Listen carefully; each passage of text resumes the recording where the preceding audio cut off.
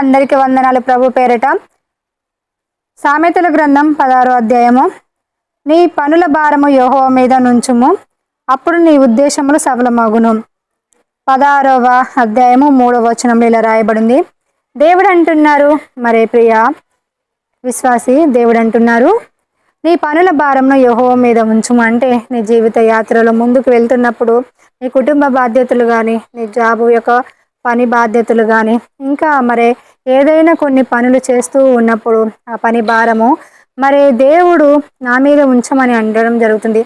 ఆ పని యొక్క భారాన్ని మనము దేవుడి పైన ఉంచడం మనకి ఎంతో మేలు. అంటే నేను జ్ఞానవంతుణ్ణి, తెలివైన వ్యక్తిని, నా జ్ఞానము నా బలం ద్వారా ఈ పనులను నేను ముందుకు విజయం సాధిస్తానని కాకుండా, మన జ్ఞానాన్ని మన తెలివిని కాకుండా దేవుడి యొక్క జ్ఞానమును తెలివిని మనం ఆశ్రయించి, ప్రభువా ఈ పనుల యొక్క భారంలో మరి నేను ముందుకు వెళ్తున్నప్పుడు నాకు ఉద్దేశంతోనైతే ఈ పనిని నేను మొదలుపెట్టాను, ఆ ఉద్దేశాలు సఫలమయ్యేటట్టు, అంటే నాకు మేలుకరంగా ఈ పనిని నేను తలపెట్టినప్పుడు మంచి ఫలితాలు వచ్చి మేలుకరంగా జరిగేటట్టు మరి ఉంచమని ప్రభుని మనము వేడుకోవాలి.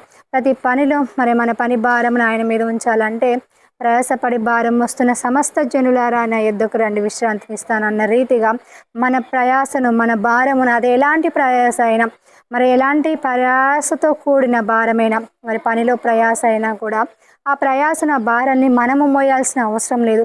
ప్రభుని ఆశ్రయించినప్పుడు, ప్రభు పైన ఉంచినప్పుడు మనకు చక్కటి ఆలోచన చెప్పి జ్ఞానం ఇచ్చి మరి ఎలాంటి కీడుకర పరిస్థితుల్లో మనం చిక్కుకోకుండా, ఎలాంటి మోసకరమైన పరిస్థితుల్లో మనం చిక్కుకోకుండా దేవుడు అనుగుణన మనల్ని కాపాడుతూ మంచి విజయపదంలో మంచి ఫలితాలు వచ్చేటట్టు, అంటే మనం తలపెట్టిన ప్రతి పనిలో విజయపదం ఉండేటట్టు, ఎలాంటి కీడు లేకుండా ఉండేటట్టు ప్రభువు మనకు సాయం చేసే దేవుడై ఉన్నారు. కాబట్టి మనము దేవుణ్ణి ఆశ్రయిస్తూ మన పని యొక్క భారం ఆయన మీద ఉంచుతూ మనం పని చేసుకుంటూ వెళ్ళినప్పుడు దేవుడు ఫలితాన్ని ఇవ్వడం జరుగుతుంది.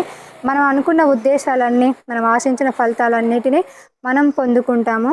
మరి ఈ వాక్యం చూస్తున్న ప్రియ విశ్వాసి, నీవు మరి ఇన్ని పనులు పెట్టినాయే, ఈ భారం నేను మోయలేకపోతున్నాను, మరి కష్టము నేను చేయలేకపోతున్నాను, బాధపడుతున్నావా?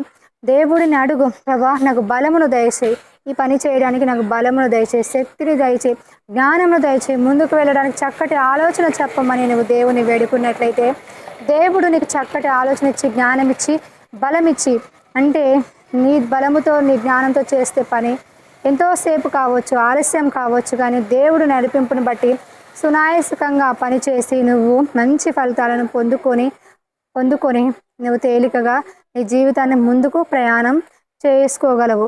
కాబట్టి నువ్వు దేవుడి మీద ఆధారపడి ప్రార్థించడం మాత్రం మర్చిపోకుండా ముందుకు సాగాలని ప్రభు పేరిట యేసుతో నడవండి అనే ఈ ప్రోగ్రాంకు ప్రేమతో మిమ్మల్ని స్వాగతిస్తున్నాము. మరి ఉదయకాల సమయంలో ఎలా ఉన్నారు? బాగున్నారా? ఈ వాక్యంను చూసి మీ జీవితంలో అనుదినము మీరు మీ ఆధ్యాత్మికత జీవితంలో ఎదగాలని మేము ఆశిస్తున్నాము. ప్రభువులో ప్రతి విషయంలో ఆత్మీయతలో ఎదగాలని మరి ప్రభు పేరిట కోరుకుంటున్నాము. మరి మీకు ఏమైనా ప్రార్థన అవసరతలు ఉంటే కామెంట్ బాక్స్లో కామెంట్ చేయండి. మేము ప్రార్థించి మీకోసము ప్రభు దగ్గర కనిపెట్టి ప్రార్థించగలుగుతాము.